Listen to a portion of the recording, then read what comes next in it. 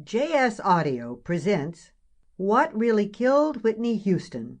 How Unconscious Loyalty Destroyed One of the Greatest Talents of All Time, and Why It Could Be Happening to You. Written by Married Psychology Team, Judith Sherven, Ph.D., and Jim Sniechowski, Ph.D. Audiobook narrated by Judith Sherven. Introduction.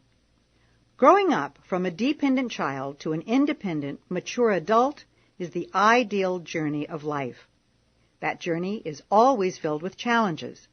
But those who succeed enjoy physical and spiritual rewards that make living a joy.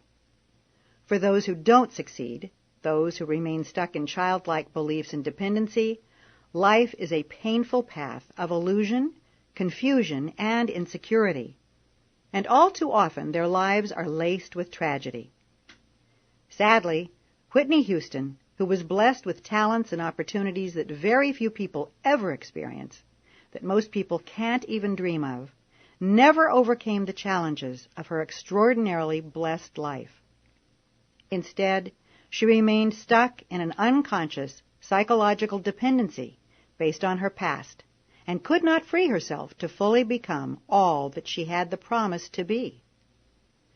Many people say that drugs killed Whitney Houston, and yes, drugs were a part of her downfall, but they were only symptoms, the obvious evidence of what was actually an emotional addiction to where she came from.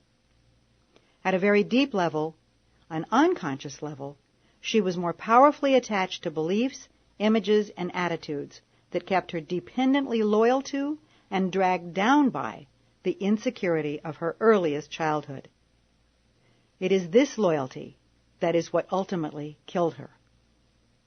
Supported by documented accounts of Whitney's life, What Really Killed Whitney Houston is a picture of Whitney's unconscious mind and the darkness that consumed her.